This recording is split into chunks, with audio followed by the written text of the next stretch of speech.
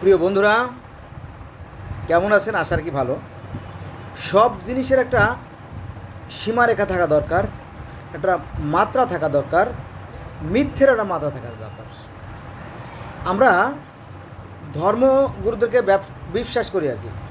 আমরা ধর্মগুরুদের বিশ্বাস করি, তার মানে এই না যে তারা যা খুশি তাই বলে আমাদেরকে বিভ্রান্ত করবে। এটা ঠিক না। বিশেষ করে কোরআনের মতো একটা গুরুত্বপূর্ণ কিতাবের মিথ্যাচারটা এটা আদৌ যুক্তিযুক্ত না। দেখেন, এই কোরআন নিয়ে কত মিথ্যাচার হয়। কোরআন নিয়ে মিথ্যাচার দেখেন, কোরআন কি বলে? কোরআনে আল্লাহ বলতেছে যে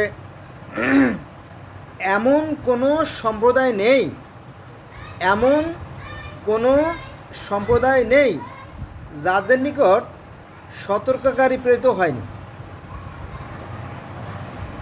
এটা আছে সূরা ফাতির আয়াত নাম্বার 24। আল্লাহ পাক আরও বলেন যে পূর্বে অর্থাৎ অতীতে যে সকল রাসূল, মোজেজা, সহিফা এবং দীপ্তমান গ্রন্থসহ এসেছিল তাদের প্রতিও মিথ্যা আরোপ করা হয়েছিল। সূরা ফাতির আয়াত নাম্বার 25। আর একটা গুরুত্বপূর্ণ আয়াত শোনেন, এখানে বলেছে যখনই আমি, আল্লাহ বলতেছে যে যখনই আমি কোনো জনপদে সতর্ককারী প্রেরণ করেছি, সেখানকার বিত্তশালী লোকেরা বলেছে তুমি যা নিয়ে এসেছো আমরা তা প্রত্যাখ্যান করি। সূরা সাবা আয়াত নম্বর 34। তার মানে এই যে যারা বেশি সম্পদের মালিক, যারা বেশি ক্ষমতার মালিক, তারা আপনার হিতাহিত ভুলে যায়, ভালো মন্দের বিবেচনা শক্তি তাদের লোপ পায়, ফলে সৃষ্টিকর্তার পক্ষ থেকে ধ্বংস চলে আসে। যুগে যুগের ইতিহাস পড়লে আমরা তাই দেখতে পাই, তাই জানতে পারি।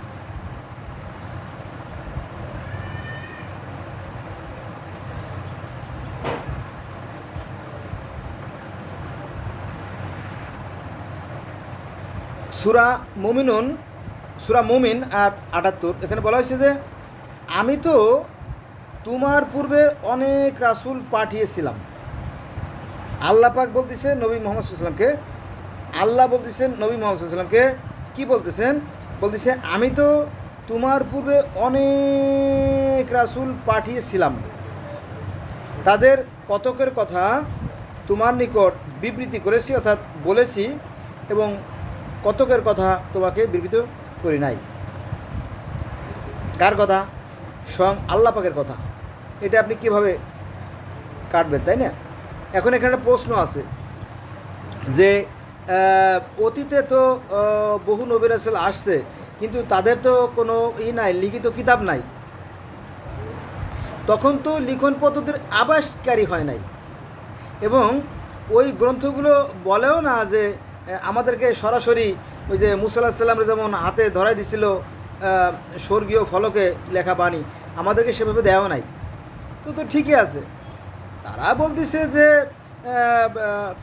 আমরা দুইভাবে এই কিতাবগুলো সংগ্রহ করছি। যেমন বেদের কথা বলতেছি যে এটা হচ্ছে স্মৃতি আর স্রোত, অর্থাৎ হাজার হাজার বছর ধরে, লক্ষ লক্ষ বছর ধরে লোক মুখে স্রোত যে সমস্ত বাণী আর ঋষিদের, যোগীদের যে সাধনালভ্য জ্ঞান সাধনা করে তো পাইছে। নবী মুহাম্মদ সাল্লাল্লাহু আলাইহি ওয়াসাল্লাম তো সেই ধ্যান সাধনা করেই পাইছিল, তাই না? হীরা গুহায়, এই তো একই কথা আর কি। তো সেই জ্ঞানগুলোকে তারা সন্নিবেশিত করছে, তারা তো মিথ্যা কথা বলতেছে না। হ্যাঁ, এখন একটা কথা প্রশ্ন আসতে পারে যে আমরা মিলিয়ে দেখব, আসো সেই কথায় যা তোমাদের মধ্যে আমাদের মধ্যে এক। এখন যদি আমরা বেদের সাথে কোরআন মিলাই দেখি, আর মাঝখানে আমরা হাজার হাজার ধর্ম বাদ দিলাম, 4500 ধর্ম তো, অথবা 4315টা ধর্ম পাওয়া যাচ্ছে, তো আমরা মিলেই দেখবো যে কোরআনের সাথে মেলে কিনা, তাই না?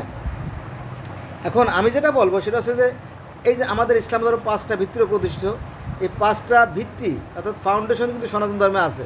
যেমন কলেমায় বলা হয় কি লা ইলাহা ইল্লাল্লাহ। লা মানে নাই, ইলাহা মানে সৃষ্টিকর্তা, ইল্লাল্লাহ মানে আল্লাহ ছাড়া। তো হিন্দুরা তো ওই একই কথা বলে যে মানে ব্রহ্মা একং দ্বিতীয় নাস্তি।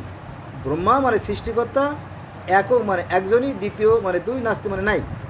সৃষ্টিকর্তা আমাদের একজনই, দ্বিতীয় কেউ নাই। কিন্তু আজকে যে আমি কথা বলতেছি না, এই যে আজকে হচ্ছে আপনার 25 তারিখ, আজকে হলো 25/4/2025 শুক্রবার। তো আজকে মসজিদে যে ইমাম সাহেব বয়ান দিয়েছে, একদম ক্ষুধার কসম, মায়ের দুধের কসম, বিদ্যার কসম করে বলতেছি যে উনি বলতেছে যে হিন্দুরা 12 মাসে 13 ভগবানের পূজা করে, ঈশ্বরের পূজা করে। মিথ্যে কথা। তারা কখনো ভগবানের পূজা করে না, তারা ভগবানের মূর্তি বানায়ও না, কারণ পরমেশ্বরের মূর্তি গড়া সম্ভব না। তার জন্মও নাই, তার মৃত্যুও নাই, হ্যাঁ, তার থেকে উৎপত্তি হয়, তার থেকে সৃষ্টি হয়, হ্যাঁ। তো সেই কথা বলা হয়েছে। তবে মূর্তি তারা কাজের গড়ে ওই যে অবতার অর্থাৎ ঈশ্বরের কাছ থেকে, ঈশ্বর বা সৃষ্টিকর্তার পক্ষ থেকে যে সমস্ত নির্বাচিত প্রতিনিধি মহামানব যারা যারা পৃথিবীতে সত্য ও ন্যায়ের আদর্শ প্রতিষ্ঠা করার জন্য যুগে যুগে আসছে, তাদেরকে স্মরণীয় বর্ণনীয় করে রাখার জন্য যে মূর্তি, এটা অনেক আগে থেকে প্রচলিত ছিল। নূহ আলাইহিস সালামের এক ছেলে থেকে এটা শুরু হয়েছে আর কি, এর বর্ণনা পাওয়া যায়।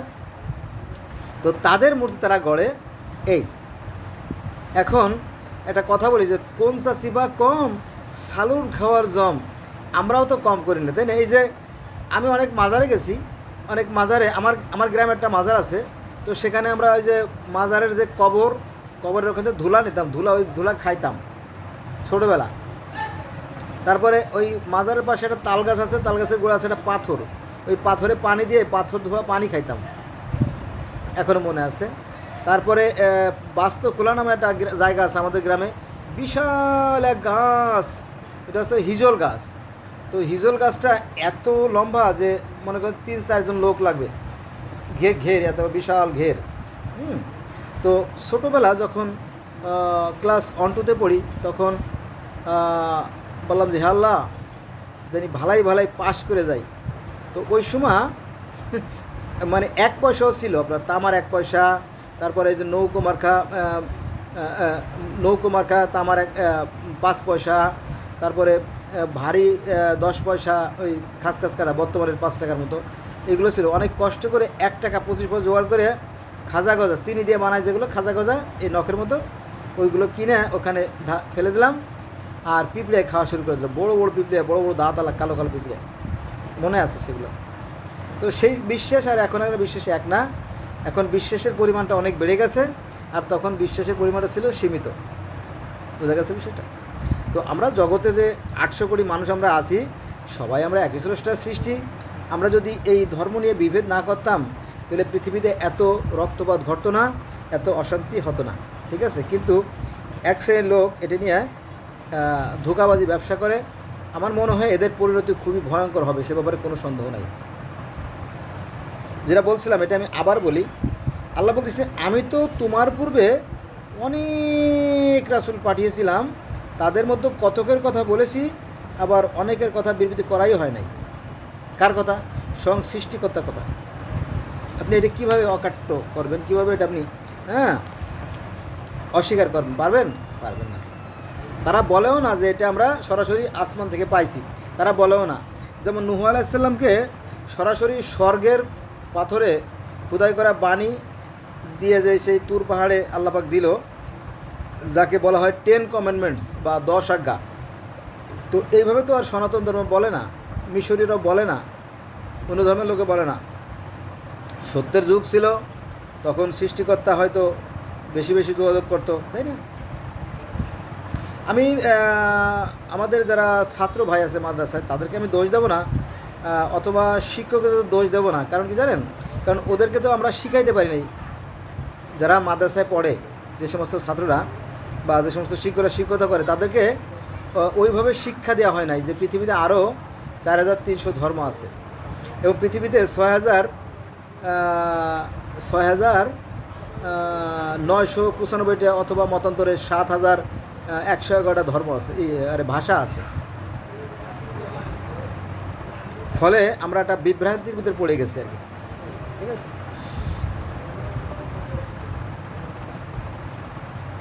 আর একটা বিষয় দেখেন, এটা বেশ গুরুত্বপূর্ণ। আল্লাহ বলতেছেন যে প্রত্যেক জাতির জন্য আছে একজন রাসূল, প্রত্যেক জাতির জন্য আছে একজন করে রাসূল, এবং যখন ওদের রাসূল এসেছে তখন ন্যায় বিচারের সাথে তাদের মীমাংসা হয়েছে, ওরা অবিবেচিত হয়নি। প্রত্যেক জাতির জন্য আছে একজন করে রাসূল, যখন তাদের রাসূল এসেছে তখন ন্যায় বিচারের সাথে তাদের মীমাংসা হয়েছে, ওরা অবিবেচিত হয়নি, অর্থাৎ উম্মতেরা অবিবেচিত হয়নি, এবং সৃষ্টিকর্তা সঠিক নিয়মে ন্যায্যভাবে তিনি তাদেরকে হেদায়েতের বাণী পৌঁছে দিয়েছেন। এটা আছে সূরা ইউনুস আয়াত নম্বর 47-এ, সূরা ইউনুস আয়াত নম্বর 47। তার মানে কি, আল্লাহ পাক কিন্তু একই কথা বারবার বারবার বারবার বলছে যে আমি প্রত্যেক জাতির জন্য আলাদা আলাদা নবী রাসূল পাঠাইছি, আলাদা আলাদা ভাষায় পাঠাইছি, আলাদা আলাদা নিয়ম কানুন আছে। এরপরে যদি কেউ যদি এটা নিয়ে মিথ্যাচার করে তাহলে সেই দায় দায়িত্ব কার? সবচেয়ে বড় কথা কি, আমাদের সমাজে সত্য প্রতিষ্ঠা করতে হবে। অর্থাৎ সমাজে কোরআন হোক আর অন্য যে ধর্মগ্রন্থ হোক, ওর যদি বাস্তব প্রয়োগ আমরা করতাম তাহলে সমাজে আর বিশৃঙ্খলা হতো না। কিন্তু এগুলো কে বোঝাবে বলেন?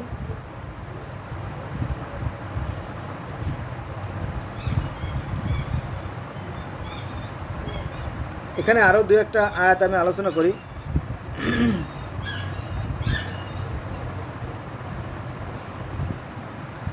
এটা খুবই খুব সেন্সিটিভ একটা আয়াত, খুবই ডিয়ারিং একটা আয়াত। দেখেন কি বলা হয়েছে, আল্লাহ বলতেছে আমি তোমার প্রতি যা অবতীর্ণ করেছি, আমি তোমার প্রতি যা অবতীর্ণ করেছি, যে কোরআন অবতীর্ণ করেছি, ওই কোরআনের প্রতি যদি তোমার কোনো সন্দিহান হও তবে তোমার পূর্বের গ্রন্থ যারা পাঠ করে তাদের জিজ্ঞাসা করো, তোমার নিকট সত্যই এসেছে, তুমি কখনো সংশয়ীদের অন্তর্ভুক্ত হও না।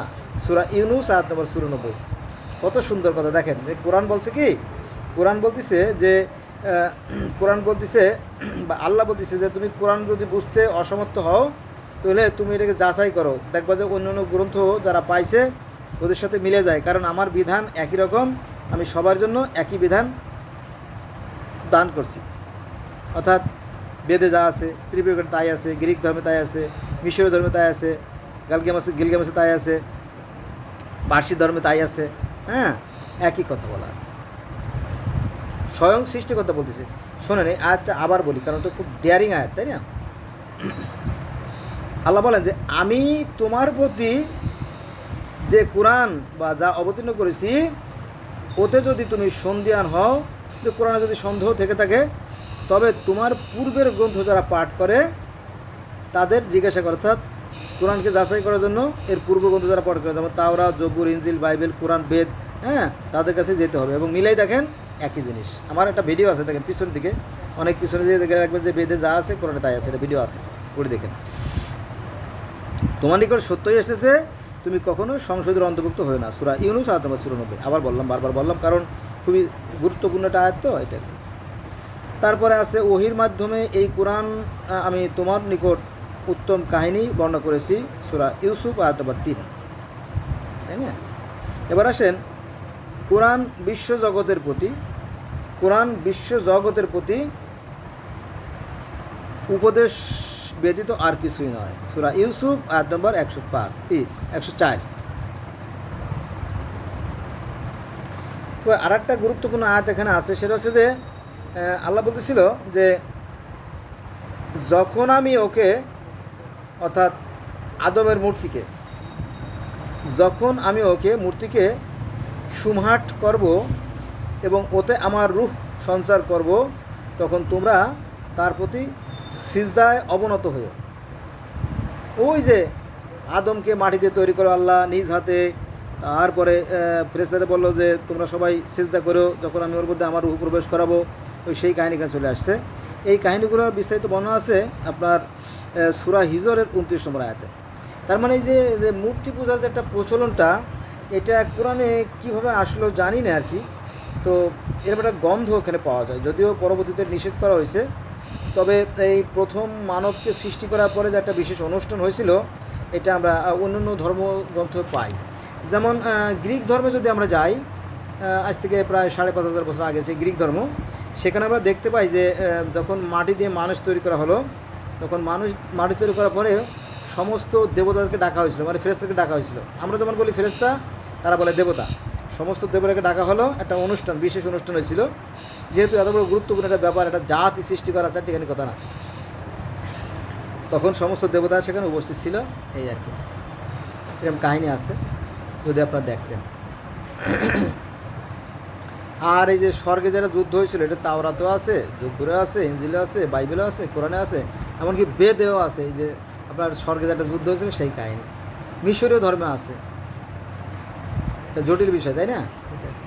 বন্ধুরা, আজকে এই পর্যন্তই। সবাই ভালো থাকবেন, আমার জন্য দোয়া করবেন। আল্লাহ হাফেজ।